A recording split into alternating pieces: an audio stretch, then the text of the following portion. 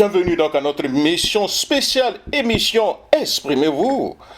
Bonsoir à toutes et bonsoir à tous. Bienvenue donc dans notre émission Parole aux militants sur Afrique 2050 Radio, émission Jacques Roger, votre émission que vous aimez très bien. Ce soir, nous vous donnons la parole, pas pour vous insulter, pas pour régler donc des comptes, mais pour exprimer librement votre opinion sur l'actualité du PDCI-RDA. Les décisions donc de justice, les procédures en cours, l'avenir du président Idi Thiam et celui donc du parti suscitent donc de nombreuses interrogations parmi les militants. Nous voulons donc entendre votre voix. Que pensez-vous donc de la situation? Êtes-vous rassuré ou inquiet? Que proposez-vous pour préserver l'unité et l'avenir du PDCI-RDA? Le débat est ouvert. Exprimez-vous avec calme, dans le respect des opinions de chacun. La parole est maintenant aux militants.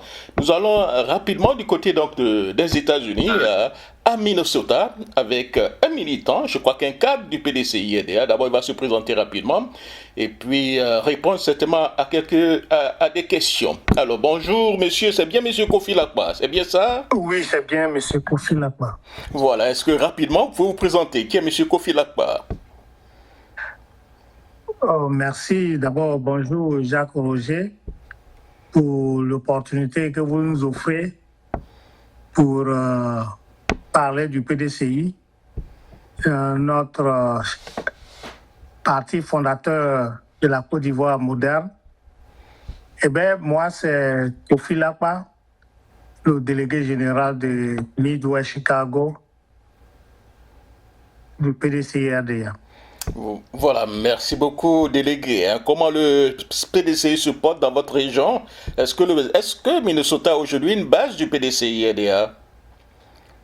Nous travaillons pour que nous augmentons nos assises à Minnesota, mais le PDCI se porte très bien à Minnesota, tout comme dans la délégation générale de Midwest, qui comprend Michigan, Chicago, Indianapolis, Ohio, et bien d'autres États dans le Midwest. Merci, monsieur Kofi. Vous avez certainement une délégation assez large, monsieur Lakpa. Alors, nous allons aller rapidement droit au but pour vous poser quelques questions sur l'actualité de votre parti politique, les procédures judiciaires d'Idi Thiam et l'avenir donc du parti. Alors, la toute première question, après monsieur Kofi Lakpa, après donc les dernières décisions donc de justice, êtes-vous rassuré ou davantage inquiet pour l'avenir du PDCI-RDA? Je ne suis pas inquiet. Le PDCI, c'est un parti bien structuré qui a fait beaucoup plus de combats depuis le premier président du PDCI, le président Houphouët-Boigny, avant 1946, jusqu'en 1946, jusqu'à maintenant. Et il y a eu toujours de l'opposition, il y a eu des progressistes. Et le président Houphouët les a vaincus, y compris les colons. Et donc aujourd'hui, le PDCI a eu une trêve de paix de 60 jusqu'à la mort de Houphouët-Boigny. Et il y a eu bien sûr des péripéties, des troubles après le départ de Houphouët-Boigny. Sous président Bédié, on a survécu ça. Et après la mort du président Bédié, on a survécu des tentatives de 2023 pour désigner notre président. Ça ne nous a pas empêchés.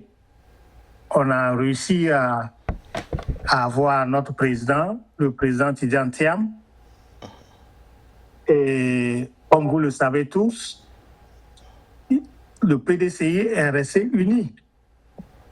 Monsieur Jacques Roger, ce que vous devez savoir, c'est que quand on parle de partis politiques, quand on parle de partis, on parle de la majorité. Bon, évidemment, on a tout le monde ne peut pas être d'accord dans un groupe, tout le monde ne peut pas être d'accord sur ce qui se passe, mais la majorité finit toujours par triompher. Donc, nous sommes sereins.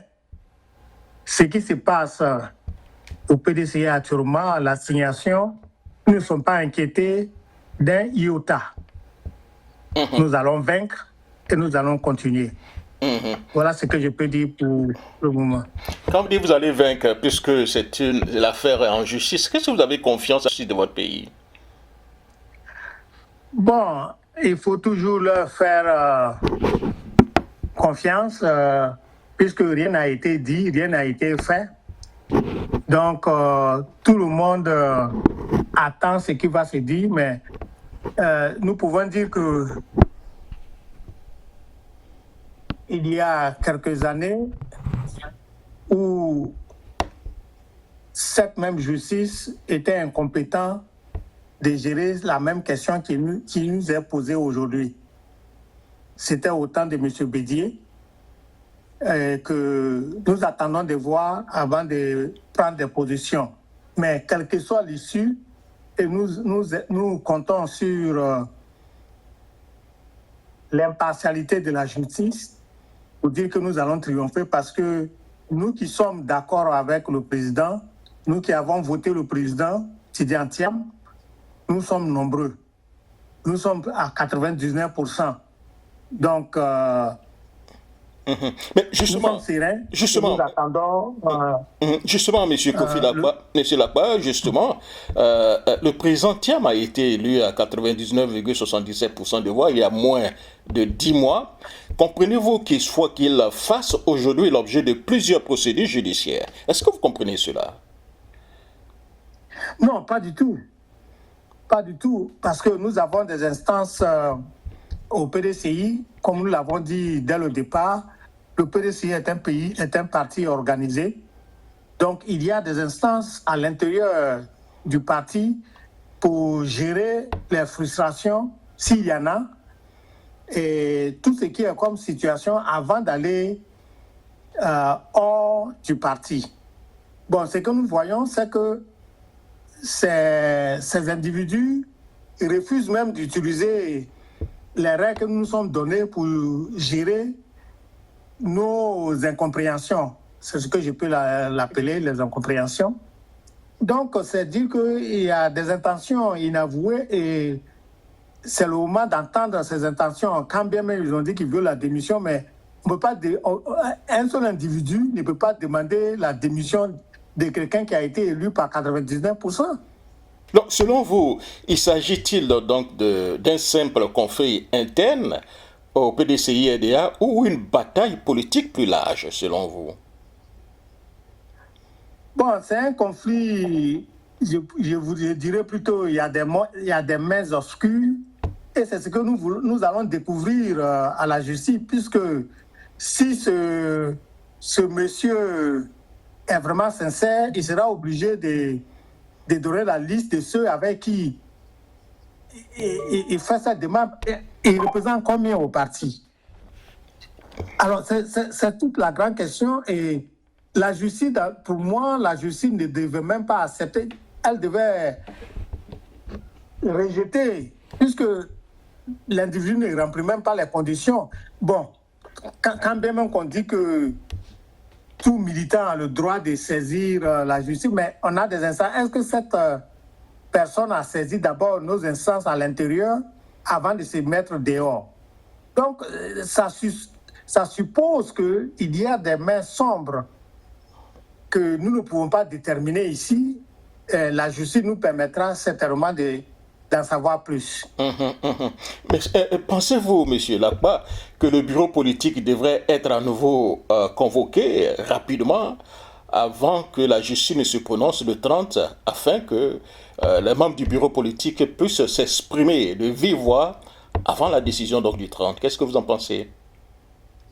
Bon, nous sommes aujourd'hui le 26, donc nous avons que 4 jours pour aller à la justice. Et le bureau politique, comme nous l'avons dit, compte tenu du décès du doyen Émile Constant Bombé, nous avons repoussé la réunion du samedi dernier. Bon, je pense que le temps, si on nous avait donné un peu plus jusqu'en août, peut-être qu'on pouvait avoir un bureau politique, mais le temps est très court. Mais en fait, la direction prendra la décision Oui, mais M. Kofi, le bureau politique avait déjà été convoqué pour le samedi dernier. Vous comprenez? Donc, reconvoquer soit peut-être lundi, mardi ou mercredi, ça ne serait pratiquement la même chose, M. Lapa. Oui, mais est-ce que les conditions sont réunies puisque nous pleurons notre défaut? Est-ce que ce que nous avons décidé, est-ce que c'était juste pour un jour ou c'est juste à ce que les funérailles de notre doyen soient organisées? Bon, donc c'est toutes ces questions-là, puisque le report n'a pas été, n'a pas donné les détails de ce report. Est-ce qu'on a reporté parce que le samedi était trop proche après avoir appris la nouvelle le jeudi? Ou bien on a reporté parce qu'il fallait attendre les funérailles avant un bureau politique. Bon, dans tous les cas, nous attendons la grande direction pour voir la direction où nous allons partir.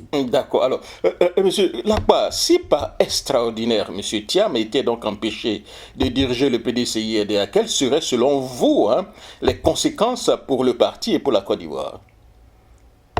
Bon, d'abord, je vous assure que Thiam ne sera pas destitué parce que c'est pas la justice qui l'a nommé, c'est nous les militants qui l'avons nommé. Et donc, quelle que soit l'issue, quelle que soit leur décision, on va toujours voter Thiam et il sera toujours notre président. Donc, c'est pas un perdu. Peut-être qu'il faut qu'il trouve quelque chose qui rassemble en lieu plat de diviser, parce que nous n'allons pas accepter qu'une minorité ou une personne rejette le choix de 5000 personnes. D'accord. Alors, la toute dernière question, M. Kofi Lapa, quel message adressez-vous au président donc, de votre parti, M. Thiam, dans cette période difficile?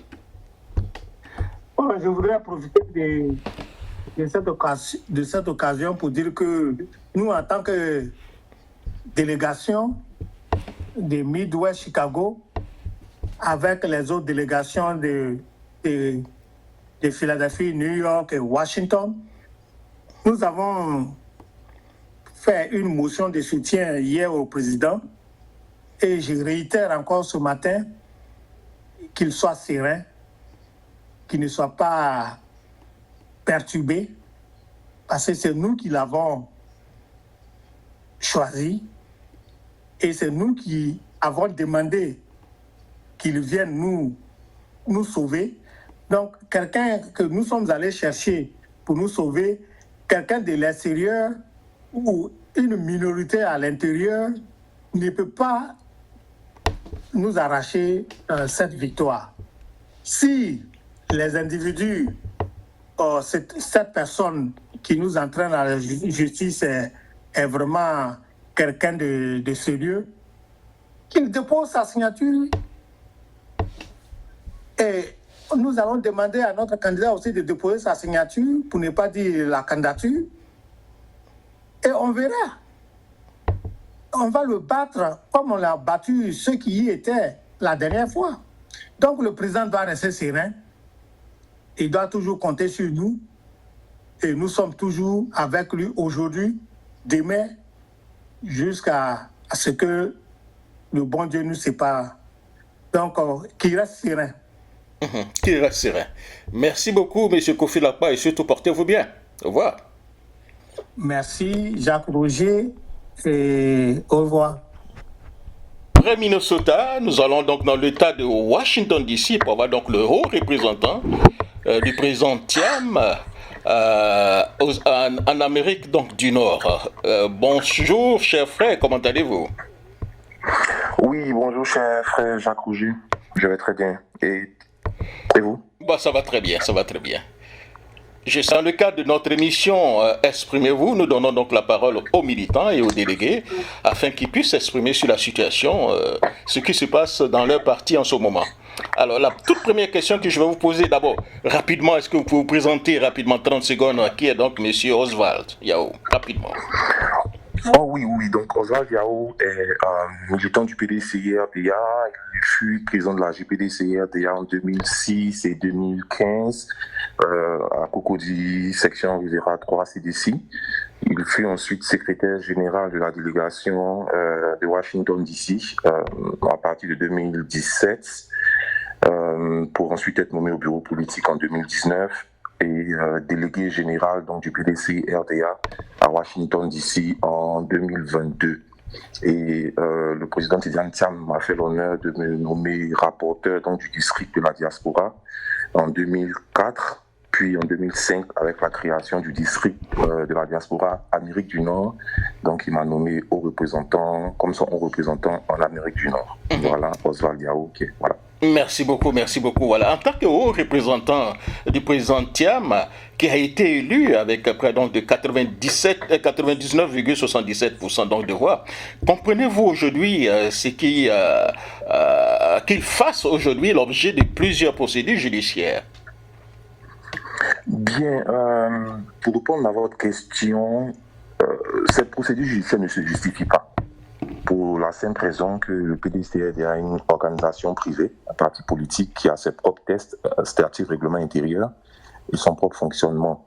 Donc, comme vous l'avez dit, un président qui a été élu à 2 reprises, d'abord à 96,60%, avec un taux de participation de près de 80%, et ensuite à 99,77%, avec un taux de participation de près de 95%. C'est-à-dire que la majorité, la très très grande majorité des militants du PDCI-RDA, les congressistes, veulent qu'il soit président et comptent sur lui pour pouvoir ramener le PDCI-RDA là où à la tête voilà, de la nation ivoirienne. Donc,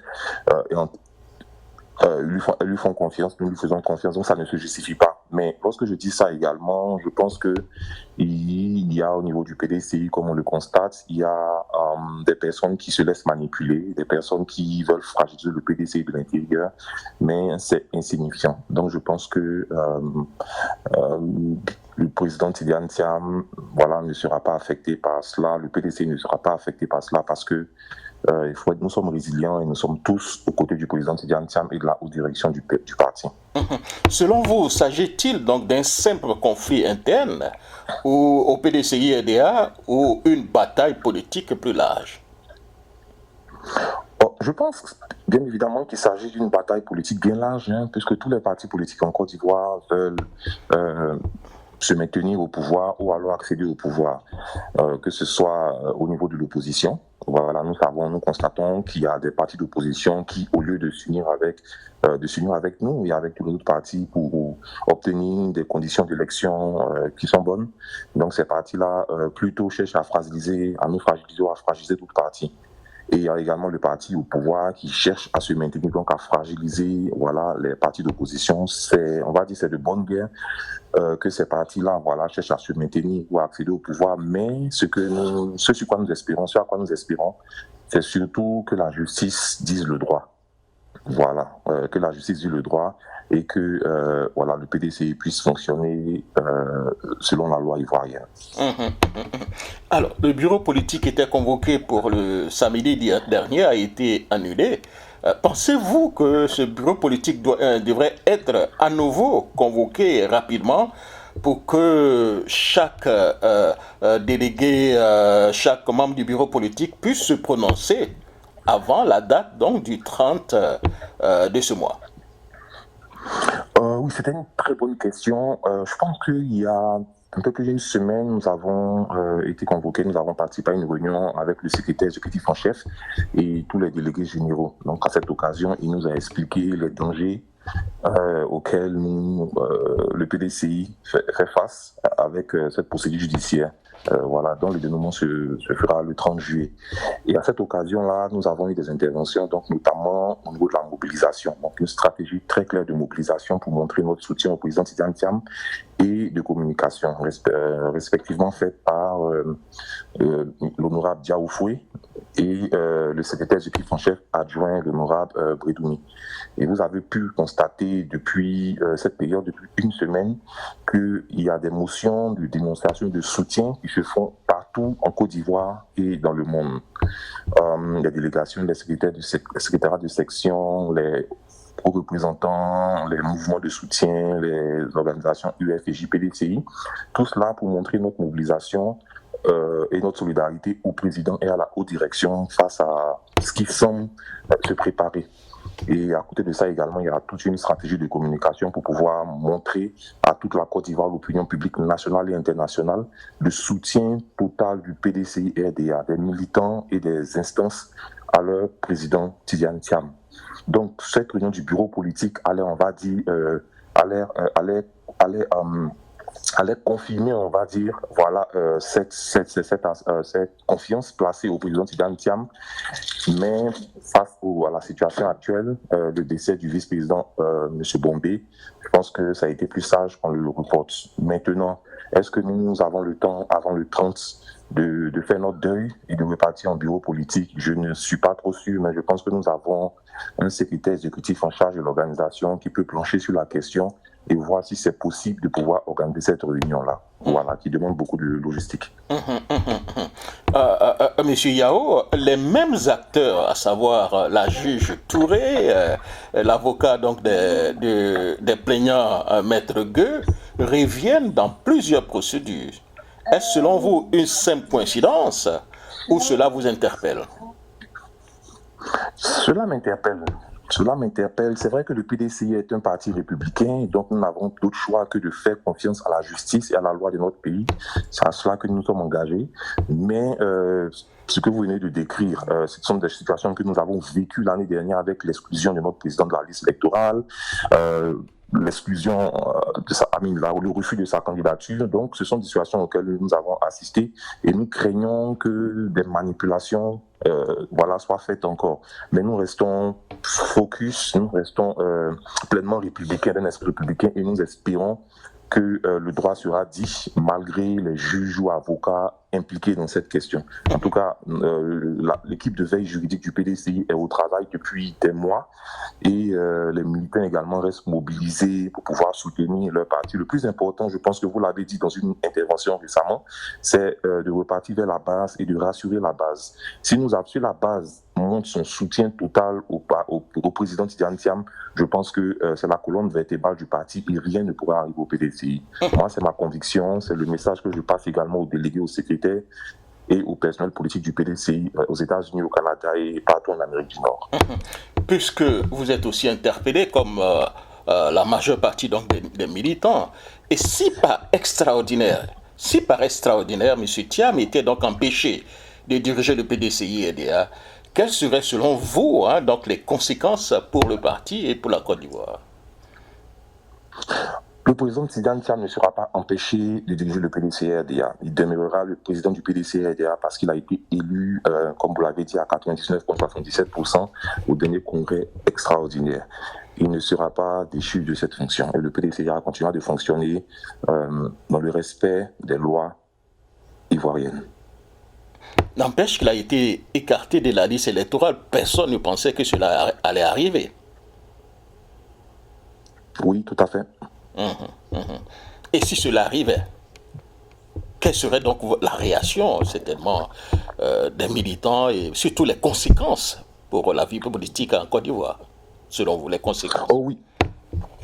Je pense que c'est une très bonne question. Alors, je pense que bien que je ne pense pas qu'il soit exclu ou qu'il soit déchu de ses fonctions par la justice ivoirienne, mais je l'ai dit tout à l'heure, la colonne vertébrale d'un parti politique, ce n'est pas un secrétaire, ce n'est pas un délégué, ce sont les militants de base.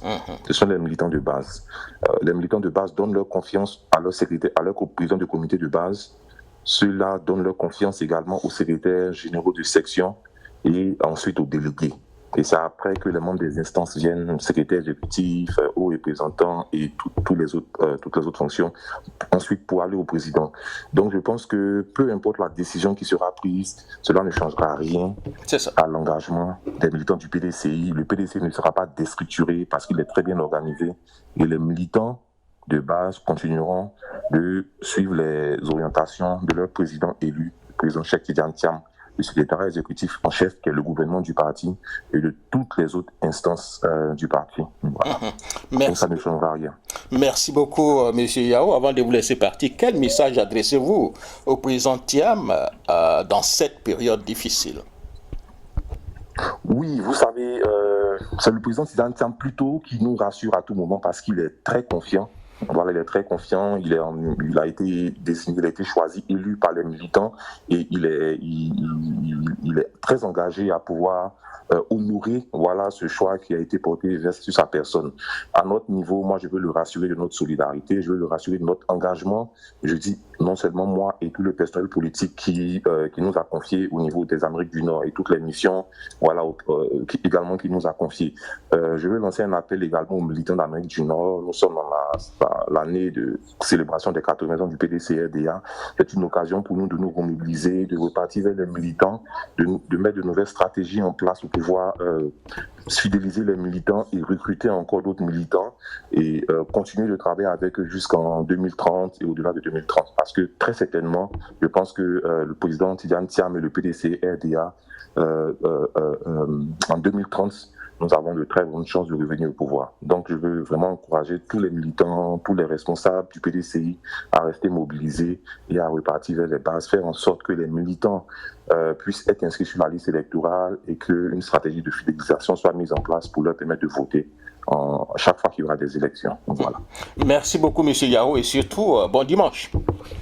Je vous en prie, merci bien et bon dimanche également. À la prochaine. Après les États-Unis d'Amérique, nous allons donc au niveau du Canada pour avoir donc l'un des délégués de PDCI-RDA au Canada pour lui poser au moins quelques petites questions. Bonjour, cher monsieur, est-ce que vous pouvez vous présenter rapidement? Bonjour, monsieur Jacques Roger. Je suis Dr Christophe Danouma, délégué général du PDCI-RDA Canada-Ouest, avec résidence à Edmonton, en Alberta. Membre du bureau politique et coordonnateur régional du Grand Conseil. Voilà, merci beaucoup pour la présentation. Alors nous allons aller très rapidement. Après donc les dernières décisions de justice, êtes-vous rassuré ou davantage inquiet pour le PDCI-RDA? En effet, je suis inquiet pour le PDCI-RDA dans la mesure où lorsqu'on jette un regard en arrière sur tout ce qui s'est passé depuis l'élection du président Tidiane Thiam, le président de notre parti, alors je me dis que tout est fait de telle sorte que notre président soit écarté du jeu électoral, en l'occurrence pour les élections présidentielles en 2030. Quand vous dites tout est fait par qui? Je pense que il ne faut pas se voiler la face. Le président Tidiane Thiam est un candidat sérieux. Comment je pourrais dire ça? En tout cas, c'est un candidat solide et donc il constitue une menace pour les autres potentiels candidats. Mais justement, que répondez-vous à ceux qui vous diront que les plaintes viennent de l'intérieur, viennent du PDCI-RDA et non donc des autres partis? Voilà. Alors, je pense que les plaintes peuvent venir du PDCI-RDA, mais aussi être des plaintes téléguidées. Alors, comme on appelle, je me dis que pour des gens quand même assez conscients, assez réfléchis, nous voulons le pouvoir. Alors, une des choses, c'est de faire en sorte que nous ayons ce pouvoir, et puis si nous avons des divergences à l'interne, nous les réglions. Donc, si je... Donc, Oui, allez-y. si je comprends bien, selon vous, la question que je vais vous poser, est-ce qu'il s'agit, selon vous, d'un simple conflit interne au PDCI-RDA ou une bataille politique beaucoup plus large? Je pense que c'est ce que vous êtes en train de dire en ce moment, c'est bien ça. Je ne pense pas que ce soit un simple conflit interne, parce que si c'était un simple conflit interne, nous avons assez de sages pour pouvoir faire asseoir les différents antagonistes et puis régler le problème. Surtout que le PDCI, à la base, c'est un parti de dialogue. C'est ça. Voilà. Et je pense que ça va au-delà de ça. Et c'est un combat contre... je ne dirais pas que c'est un combat contre le PDCI, mais c'est un combat contre le président du PDCI-RDA. Depuis décembre 2000, je crois, si j'ai bonne mémoire... 23. 2023, voilà. C'est-à-dire que c'est un peu comme on dirait, nous qui sommes les croyants, le démon ne lâche pas prise. Plus tu pries, plus le démon redouble d'efforts pour pouvoir t'attaquer. Donc voilà, c'est un peu ça. Justement, le bureau politique avait été convoqué pour le samedi dernier, et un samedi dernier, ça a été annulé après donc, le décès donc, du vice-président Bombéa. Certains pensent que le bureau politique devrait être à nouveau convoqué avant la date donc, du 30. Quel est réellement votre point de vue par rapport à ça? Alors moi, je pense que, après tout, on reste des humains et le PDCI place l'homme au centre de ses préoccupations. Donc c'est un parti qui est très humaniste. Et le vice-président Bombé, il a près du président au fouet. Et donc c'est un peu comme des tenants du PDCI. Et donc une fête comme ça, dans un premier temps, s'il y a des choses qui ont été prévues, on les annule. Pour respecter la mémoire de la personne. Mais en même temps, en termes de stratégie, je pense qu'il ne faille pas attendre la décision de justice du 31 juillet. Pour moi, il va falloir se retrouver en bureau politique pour réfléchir aux différentes stratégies parce que ce qui arrive, on ne sait pas, on n'a pas le contrôle là-dessus. Donc il va falloir se retrouver pour essayer de baliser ce qui pourrait arriver et qui serait à notre défaveur. Mais aujourd'hui, c'est le 25, il n'y a que 4 jours. Est-ce que vous avez suffisamment de temps pour convoquer un bureau politique? Je ne sais pas, mais il y a toujours possibilité de convoquer une séance extraordinaire. Est-ce que je n'ai pas les tests du parti en tête, mais je pense qu'on peut avoir dehors du bureau politique une réunion d'urgence. Ou une réunion de crise pour pouvoir réfléchir sur la conduite à tenir.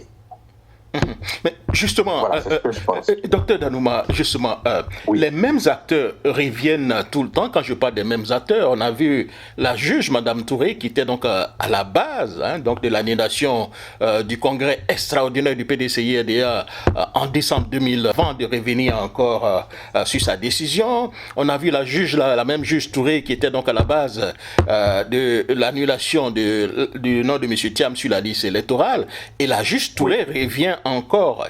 Et l'avocat des plaignants, Maître Gueux, était donc celui qui avait accompagné les autres plaignants, Mme Yapo, pour qu'on exclue M. Thiam de la liste électorale, et il revient encore. Est-ce que selon vous, c'est une simple coïncidence ou cela vous interpelle?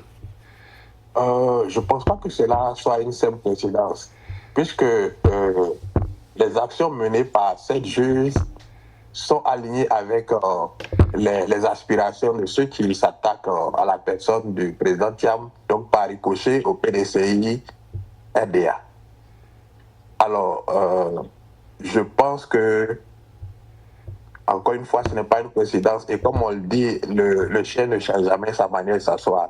Donc, à partir du moment où on fait appel à la même personne, c'est ceux qui le fond souhaite toujours que la décision soit en leur faveur. C'est ce que je disais tantôt, c'est-à-dire que le combat est toujours mené, comme ça ne marche pas.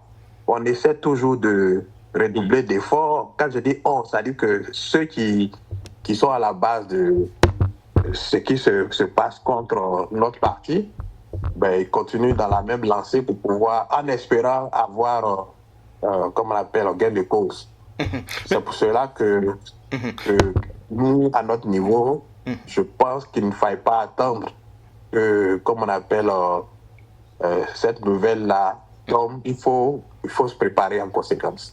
Se préparer en conséquence et à tout, au vu de tout ce qui se passe actuellement en Côte d'Ivoire. Alors, si par extraordinaire, nous savons que ça ne sera pas possible, mais si par extraordinaire, puisque nous sommes en politique en Côte d'Ivoire, M. Thiam était empêché donc de diriger le PDCI-RDA. Quelles seraient donc selon vous les conséquences pour le parti et certainement aussi pour la Côte d'Ivoire, pour la politique en Côte d'Ivoire? Moi, je pense que je dirais que c'est pas mon souhait, mais il faut que nous, les militants, avec à notre tête la direction du parti, nous soyons soudés. Parlons comme un seul homme pour pouvoir défendre notre parti et défendre notre président. C'est ce que je pense. Alors, je crois que c'est l'avant-dernière question. Qui serait selon vous, qui aurait certainement donc selon vous le plus à gagner si M. Thiam ne pouvait pas donc diriger le PDCI-RDA ni être candidat à la présidentielle? Moi, je pense que c'est le parti au pouvoir qui aurait le plus à gagner parce que le président Tidjane Thiam constitue encore une fois un candidat très sérieux et un candidat qui est quasiment une menace pour tout candidat qui pourrait se présenter contre lui. Voilà, c'est ce que je pense. Parce que dans tous les cas, ceux qui sont à la base au niveau du PDCI, ce n'est pas eux qui vont gagner.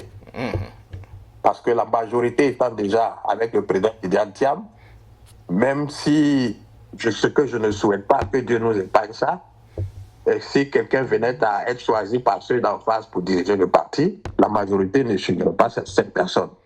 Donc c'est beaucoup plus le parti au pouvoir qui gagnerait. Oui, quand vous dites la majorité, c'est que vous avez été conservateur. Dites disons la totalité des militants. Hein. Quand vous avez 99,99%. Voilà, la totalité, voilà, disons la grande majorité, je dirais. Voilà, ok, d'accord. Alors, merci beaucoup, Dr Danouma. Avant de vous laisser partir, quel message adressez-vous au président Tidjane Thiam dans cette période difficile? Je dirais au président Tidjane Thiam de tenir bon et de savoir que la grande majorité des militants est derrière lui et donc qu'il utilise ça comme une force. À chaque fois qu'il pense à ça, qu'il pense au fait que nous sommes tous derrière lui et que ça devrait constituer sa force et aussi que Dieu est avec lui. Voilà, Dieu est avec lui. Merci beaucoup, Dr Danouma, et surtout bon dimanche. Au revoir. Merci à vous, pareillement. Ok. Après le Canada, nous revenons donc aux États-Unis. Cette fois-ci, nous allons du côté de New York avoir donc le délégué du PDCI-RDA dans l'État donc de New York. C'est bien M. Sadia, n'est-ce pas?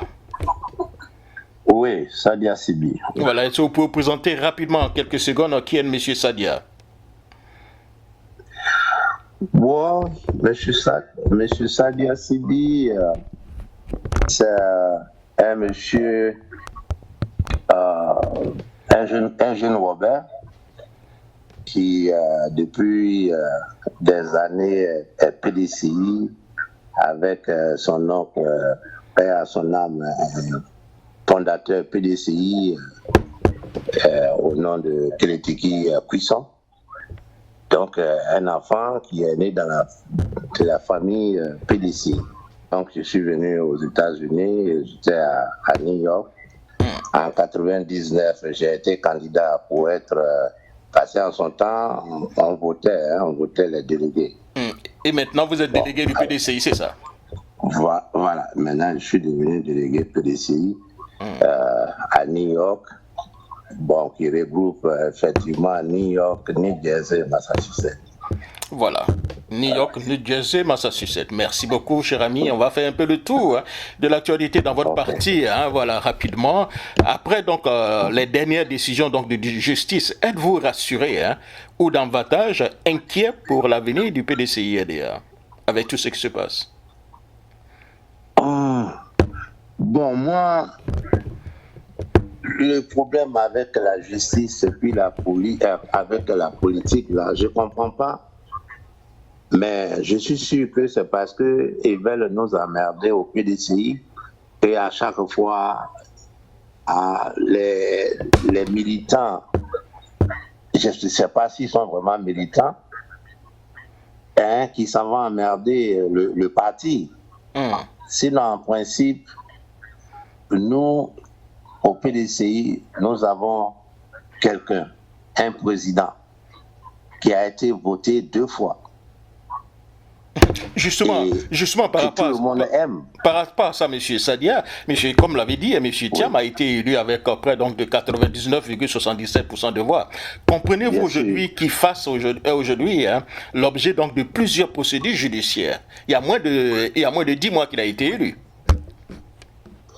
Mais voilà, c'est ce que je dis, mais il y a des mauvais grains, par exemple, au sein du PDCI. Et c'est méchant tout ça, parce que si quelqu'un a été élu dans votre parti politique à 99%, bon, il reste quoi, 1%, c'est ces 1% là qui est en train de nous emmerder. La justice. Je pense que vous êtes généreux, hein? C'est 99,77%, donc c'est 0,23%. Voilà. Alors, donc tu comprends que c'est méchant tout ce que les gens sont en train de faire au président Tidjane Thiam. Hein? C'est vraiment méchant. Et c'est pas quelqu'un qui est tombé comme ça. C'est quelqu'un qui était déjà ministre en Côte d'Ivoire avec le PDCI, qui a travaillé, qui a même, quand il y a eu le coup d'État, il était sorti, mais il était obligé de revenir, il a fait la prison et tout ça. Oui, mais selon vous, en évoquant tout ça justement, selon vous, s'agit-il donc d'un simple conflit interne au PDCI-RDA, puisque les plaignants sont du PDCI-RDA, ou une bataille politique plus large? Oui, d'abord, je peux dire que c'est une bataille politique plus large, comme tu le dis, mais c'est interne aussi parce que des gens qui sont à l'interne sont manipulés par des gens qui sont dehors, et eux devaient comprendre que ce qui est en train de se passer, c'était pour nuire à notre président. Donc, en principe, ils doivent comprendre. C'est ça. Oui, mais le bureau politique avait été convoqué le samedi dernier pour pouvoir régler un peu tout ce problème et a finalement été annulé après donc, le décès du vice-président Bombé. Pensez-vous que ce bureau politique doit être à nouveau convoqué rapidement avant que le juge ne se prononce le 30, à votre avis? Bon. Oui, je pense que si avec le bureau politique, nous pouvons avoir déjà des idées et puis, par exemple, des solutions pour vraiment intervenir avec la décision de la justice. Je crois, oui, il est préférable qu'on fasse le bureau politique, parce que je sais que c'est parce que le ministre Bombé, paix à son âme, a décidé que la réunion a été reportée. Donc, moi, je pense qu'il faut effectivement faire la réunion et puis, bon, se préparer pour attaquer ou bien pour aller à la justice. Monsieur Sadia, les mêmes acteurs reviennent à tout moment. La juge, Madame Touré, c'est elle qui a intervenu maintenant pour que votre congrès soit annulé déjà en 2023 avant d'être réhabilité. Ensuite, elle était celle qui s'était prononcée sur l'exclusion de M. Thiam sur la liste électorale. Et maintenant, je crois que c'est elle qui est derrière un peu ce dossier. En plus, les avocats, l'avocat donc des plaignants, de la douzaine donc de plaignants que nous voyons, c'est Maître Gueux, qui était donc celui qui avait formulé donc la requête pour l'annulation de M. Thiam de la liste électorale. Alors, est-ce que vous pensez que c'est une pure coïncidence ou cela vous interpelle? Non, ce n'est pas une coïncidence. C'est ce que j'étais en train de dire tout à l'heure. Comme tu l'as dit, on est attaqué de l'extérieur et ceux qui sont les militants qui devaient être avec le président, être avec le parti, bon, ils sont en train de jouer avec les gens qui sont en dehors du parti. Et la juge, je suis sûr que, bon, tout à l'heure, tu as dit qu'on va accuser d'autres personnes, mais je sais que tu le sais, il y a des gens qui sont en bas qui poussent tout ça. Et donc, les avocats, toutes ces personnes-là, c'est des gens qui sont... Et moi-même, j'ai appris que c'est celui qui battait la campagne du président Ouattara dans sa région. Donc, tu vois déjà que c'est pas quelqu'un qui est partiel, c'est quelqu'un qui est déjà qui fait partie du parti au pouvoir. Et donc, tu comprends pourquoi déjà il combat pour ne pas que le président Tidjane Thiam, pourquoi on peut pas battre, par exemple, s'il y a une élection normale qu'on peut pas battre. Donc, pour l'enlever et puis pour ne pas qu'il soit candidat, il faut déjà faire ce genre de trucs. C'est ça. Alors, dans ces conditions, est-ce que les militants, selon vous, doivent-ils rester mobilisés malgré donc les procédures judiciaires? Si oui, comment? Bien sûr, il faut qu'on soit d'abord unis. Ceux qui sont vraiment PDCI, qu'on soit unis, qu'on soit mobilisés, qu'on fait savoir à tout le monde que le seul président que nous avons, c'est le président Tidjane Thiam, et donc il faut le supporter. Tout ce qui arrive après, c'est après, mais le président Thiam, c'est notre seul fétiche. Alors donc, il faut tout faire pour que nous soyons mobilisés derrière le président Tidjane Thiam. Justement, pour finir, alors, quel message adressez-vous aujourd'hui au président Tidjane Thiam dans cette période difficile? Oui, je dirais au président Tidjane Thiam d'être calme comme il est. Alors, et qu'il a des militants, il a des combattants, ils sont là pour combattre pour lui. Et il ne faut pas qu'il va écouter, parce que moi, nous, on entend partout, voilà, il est en dehors, il ne peut pas gouverner, puis un pays, son parti, et il est en dehors. Mais on a vécu en Côte d'Ivoire, on sait ce qui s'est passé avec les autres dirigeants. Hein. Oui, ils ont tous passé en exil. Donc, moi, je ne souhaite pas qu'il écoute ceux qui disent, par exemple, qu'il n'est pas rentré. Il ne faut pas qu'il soit amené à réfléchir pour dire non, mais comme les gens parlent, je dois rentrer. Non, c'est un piège. Il est là où il est. Nous allons travailler pour lui. Nous continuons de travailler pour lui. Et nous sommes ses soldats. Et nous allons tout faire pour qu'il reste toujours le président de notre parti. Merci beaucoup, soldat Sadia Sidi, et surtout, portez-vous bien. Au revoir.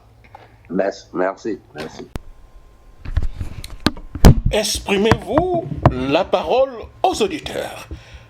Après Washington, New York et le Canada, nous allons du côté d'Atlanta avec le délégué du PDCI-EDA, M. Laurent Bassa. Monsieur Laurent Bassa, bonjour, comment allez-vous? Bonjour Jacques, je vais très bien. Nous allons aller rapidement, puisque là vous êtes délégué du PDCI-EDA. Nous avons 3 ou 4 petites questions pour vous, cher ami. La toute première question, après donc des décisions de justice, êtes-vous rassuré ou davantage inquiet pour l'avenir du PDCI-EDA? Je vais commencer par répondre à la... Mais tout avant, est-ce que vous pouvez dernière partie de votre question? Rapidement, pouvez-vous présenter d'abord en 30 secondes avant de... Voilà, allez-y, 30 secondes. Voilà, donc 30 secondes. Je suis Laurent Bassa, docteur Laurent Bassa. Je suis délégué du PDCI à Atlanta. Atlanta donc est le siège de la délégation, mais sinon c'est la Géorgie et notre délégation s'étend sur les États de Géorgie, de la Floride, de l'Alabama et du Tennessee. Voilà brièvement présenté la délégation d'Atlanta.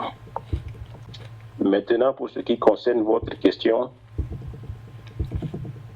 je reste persuadé, très optimiste par rapport à l'avenir du PDCI-RDA.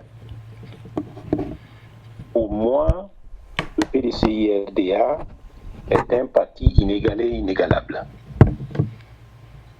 Beaucoup de gens l'ont dit avant moi. Le PDCI-RDA est le deuxième grand parti en Afrique. Deuxième parce qu'il vient après l'African National Congress de l'Afrique du Sud. C'est un parti donc visiblement qui a traversé beaucoup d'étapes, beaucoup de difficultés, mais aussi beaucoup de joie parce que justement le parti a été animé par de grands hommes qui avaient de grandes visions, à commencer par notre regretté le président Félix Houphouët-Boigny. Donc rien qu'à voir l'histoire du PDCI-RDA, je reste convaincu que ce qui se passe, ce à quoi nous assistons, ne sont que des soubresauts. C'est dommage. Et c'est dommage. C'est triste. Ça me fait moi-même particulièrement et personnellement de la peine de voir qu'un parti aussi grand qui a apporté tant à la Côte d'Ivoire et qui entend reconstruire et rebâtir cette même Côte d'Ivoire pour un avenir radieux des fils et des filles de cette terre, eh bien je dis que c'est dommage qu'on assiste à ce genre de spectacle. Mais vous savez, Jacques, dans une famille, même dans une famille nucléaire, papa, maman et les enfants, il y a des petits conflits à gauche et à droite, les enfants commettent des actes, soit de perdition, soit de désobéissance, etc., etc. N'empêche que cela reste la famille.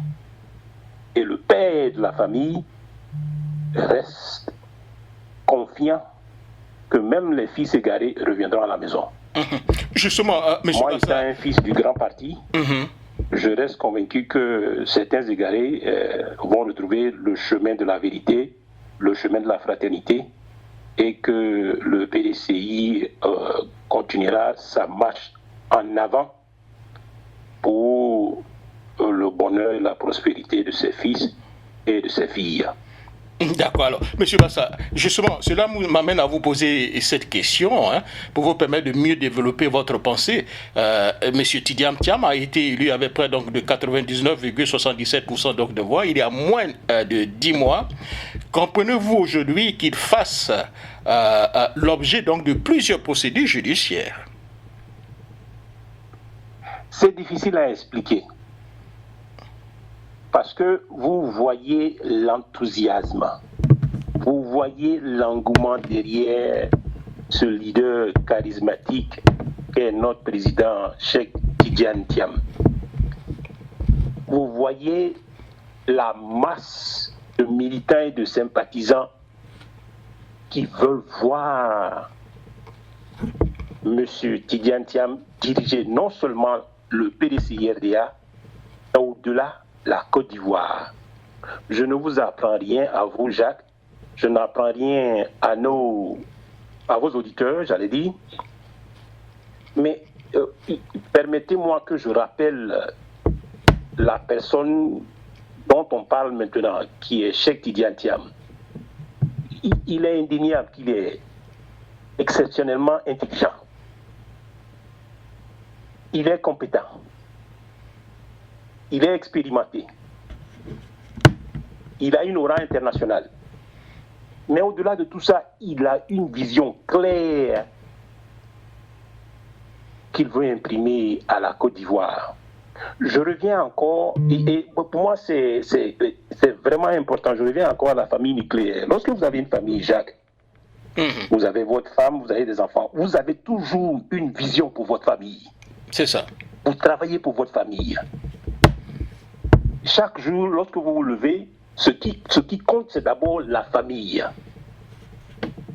Cheikh Tidiane Thiam travaille pour le PDC-IRDA.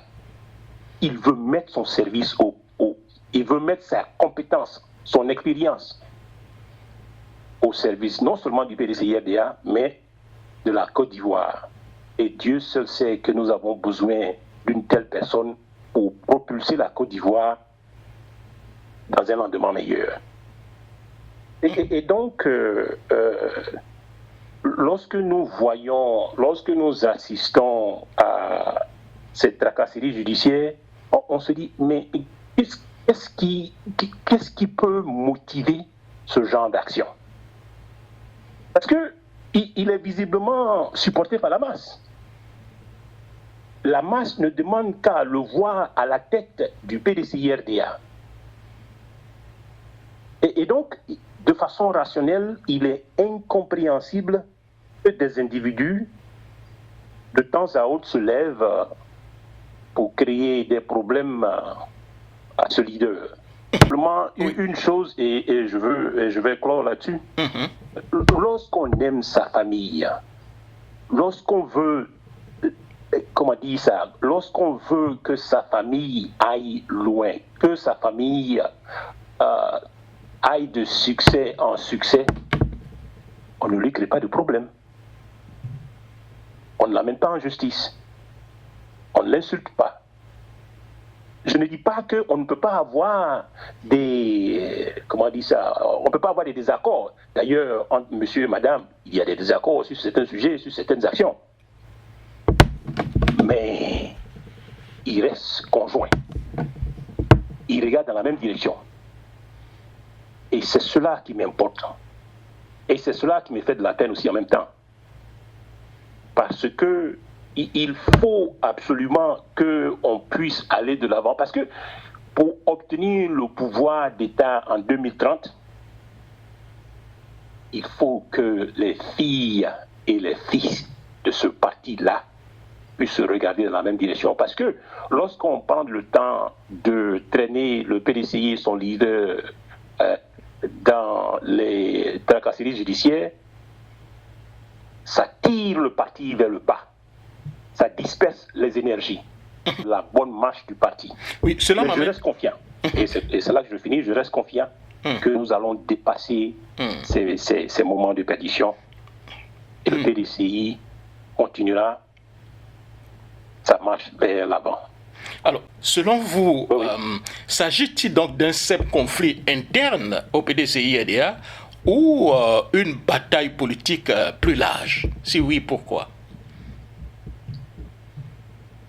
Bon, alors, une partie de votre question me laisse un peu, comment dire ça, parce que je ne suis pas dans la peau de ces personnes-là qui prennent le PDCI dans les cas de justice. Donc, véritablement, je ne sais pas ce qui les motive. Je ne fais que constater que des gens ne veulent pas que M. Tidiane Thiam soit le leader de notre parti. Bon, alors, quelle est leur motivation réelle? Qu'est-ce qui fait qu'ils ne veulent pas que M. Tidiane Thiam soit le président du PDC-IRDA? Bon, il est difficile pour moi de répondre de façon objective à cette question. Je veux plutôt regarder de l'autre côté, c'est-à-dire quoi? Je ne peux pas dire que j'ignore, d'ailleurs je n'ignore pas leur plainte, mais je constate que 99% des militants ont choisi M. Tidiane Thiam comme leur président. C'est tellement, comment on dit ça, c'est malheureux qu'on se focalise sur des individus par rapport à la masse de personnes qui ont dit, qui ont décidé, qui ont choisi M. Tidiane Thiam. C'est vraiment dommage, Jacques, parce que vous voyez, vous dirigez une compagnie, par exemple, 99% de vos employés sont contents, sont heureux dans leur poste, et vous acclament, et vous adorent, etc., etc. Et puis, il y a à peine il y a 0,02%, donc disons peut-être 5 employés ou bien 8 employés font du bruit au fond de la salle, et c'est sur eux, malheureusement, qu'on se concentre. C'est ce que nous constatons ici. Mais le PDC regorge de tellement de personnes intelligentes et volontaires et toutes sortes d'expériences. Mais malheureusement, on n'arrive pas à parler de ces personnes-là. On parle plutôt. Par rapport à ma question, ça m'amène seulement à rebondir, à vous reposer encore une autre question, puisque vous aviez dit tout à l'heure que vous ne pouvez pas certainement lire dans la mentalité, mentalité des gens, voilà, mais que 0,23% fasse du bruit et que ça fasse certainement l'écho au niveau donc de la justice, est-ce que ce n'est pas là le problème? Parce que là, quand vous voyez pratiquement les mêmes acteurs, la juge qui a failli empêcher la tenue donc du congrès extraordinaire en 2023, c'est la même juge qui est revenue pour entériner donc l'exclusion de M. Thiam sur la liste électorale, et c'est la même juge qui revient encore. Quand vous prenez donc l'avocat des plaignants, c'est le même avocat, M. Gueux, qui revient encore. Alors, quand vous voyez tout ça là, monsieur Bassa, est-ce que vous ne pensez pas que c'est pratiquement un peu quelque chose de plus large, qu'il y a quelque chose?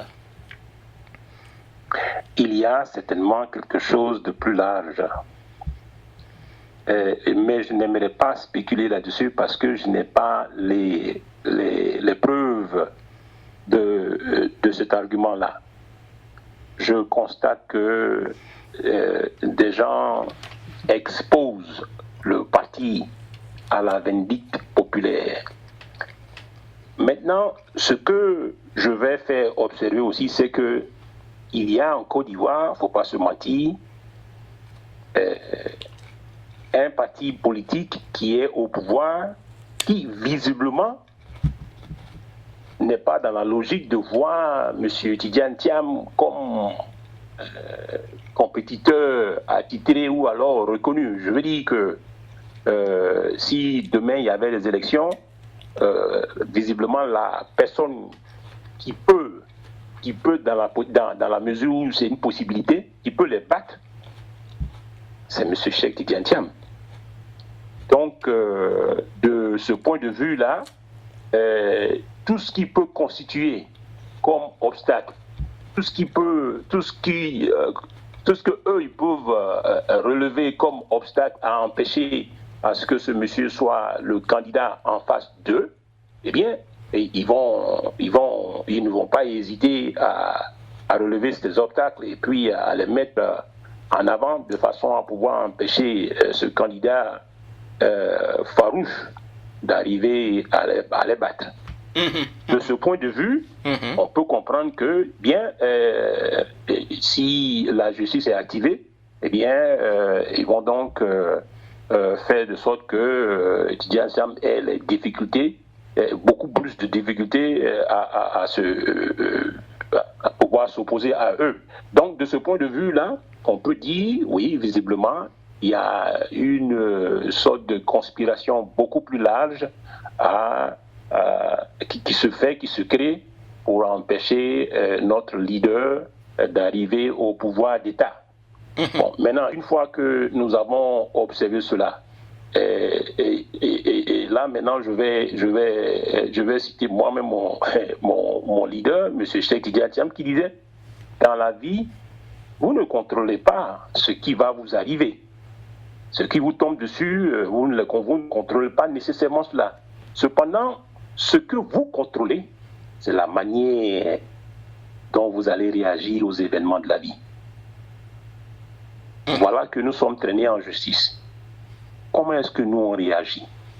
Qu'est-ce que nous devons faire de façon... Justement, ça m'amène à vous poser la question pour que vous soyez... Quelle est la réaction qu'on doit pouvoir avoir pour dépasser, pour vaincre? Parce que c'est des difficultés, hein. Faut pas se leurrer. c'est le combat qu'il faut livrer pour arriver au pouvoir d'État en 2030. C'est pas des choses qu'on souhaite, mais ça s'impose à nous. Comment est-ce que nous allons réagir pour pouvoir battre et traverser ces obstacles-là, battre ces gens-là à leur propre jeu, de façon à pouvoir triompher. Voilà. Et c'est là qu'il devient nécessaire que les fils et les filles du PDCI-RDA s'unissent, se mettent ensemble, se serrent les coudes, de façon à pouvoir triompher. Alors, dans ces conditions, M. Bassa, les militants doivent-ils rester mobilisés malgré la procédure judiciaire? Si oui, comment? Les militants, doivent être toujours mobilisés. D'ailleurs, nous savons que depuis le vendredi, comment on dit ça de façon correcte en termes judiciaires, le référé en heure par heure, c'est comme ça qu'on dit, là, Jacques? C'est ça. Le référé d'heure en heure, voilà, n'a pas abouti. C'est déjà une victoire. Nous attendons maintenant le 30 juillet 2026 pour l'autre verdict pour lequel M. Tché est toujours en train de traîner le PDCI en justice. Là encore, je souhaite que le PDCI triomphe. Parce que, et là je ne vais pas rentrer dans les détails, je ne suis pas juriste, et donc je ne vais pas m'aventurer sur un terrain que je ne maîtrise pas.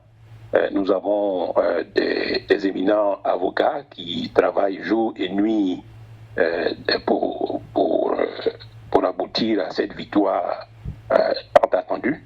Et donc, pour me reprendre, de 1, les militants doivent rester mobilisés. De 2, ils doivent se tenir prêts parce que des mots d'ordre du parti peuvent tomber éventuellement du jour au lendemain. D'ailleurs, vous savez qu'un bureau politique avait été convoqué et qu'il avait été annulé à la suite de la disparition de notre doyen Émile Constant Bombé. Et donc, les militants, non seulement ils doivent rester mobilisés, mais ils doivent se tenir prêts pour toutes les actions qui éventuellement doivent être menées pour la victoire du PDCI-RDA. Concrètement parlant, moi je suis délégué. Nous avons écrit et présenté en même temps aussi une motion de soutien ferme au président Cheikh Tidiane Thiam ce week-end-là, hier précisément. C'est des actions qui comptent pour moi, qui sont importantes, parce qu'il faut qu'on puisse affirmer clair et net que notre leader demeure le président Cheikh Tidiane Thiam. Voilà qui est clair. Dans ces conditions, nous sommes à la fin de notre émission. La toute dernière question. Quel message adressez-vous au président Tidiane Thiam dans cette période difficile, cher ami? Oui, c'est vrai, cette période est difficile. Mais je sais une chose, le président du PDCI-RDA, M. Tidiane Thiam, est un homme d'expérience. Il reste serein, je le sais parce que je parle très souvent avec mon haut représentant ici aux États-Unis dans la diaspora Amérique du Nord. Et donc, je sais qu'il reste serein et il n'est pas déboussolé du tout. D'ailleurs, ce n'est pas la première fois qu'il assiste, ou du moins qu'il est victime de fausses batailles, parce que c'est véritablement une fausse bataille. J'ai lu son livre Without Prejudice. Je sais qu'il a traversé beaucoup d'expériences, les unes autant difficiles que les autres. Et donc, c'est un homme d'expérience. Et c'est pas ça, c'est pas cette difficulté judiciaire-là, ce ne sont pas ces tracasseries judiciaires qui vont le déboussoler. Il reste serein. Et moi, pour ma part, je l'encourage à rester serein. Je l'encourage à communiquer comme il le fait avec tous ses collaborateurs et que tout le monde se tienne prêt. Parce que lorsqu'on va finir avec toutes ces tracasseries, je le sais, ça va aller très vite. Ça va aller très vite. C'est malheureusement ce qui entrave la bonne marche du parti. Mais tout cela, ça va être derrière nous. et les choses vraiment, véritablement vont décoller comme il se doit. Alors, à l'endroit, en plus, mais je dis finalement, de mon président, c'est que nous nous tenons prêts, nous le soutenons fermement, et qu'il sache que malgré les actes de, j'allais dire, sabotage qu'on connaît, auquel on assiste ça et là, qu'il sache qu'il a véritablement une masse d'hommes et de femmes derrière lui qui croient en son leadership et à sa vision. Un leader doit avoir une vision. Cheikh Tidiane Thiam a une vision pour le PDCI-RDA et pour la Côte d'Ivoire, et nous l'attendons. Merci beaucoup, délégué Laurent Bassa et surtout docteur Bassa, et surtout portez-vous bien. Merci à vous.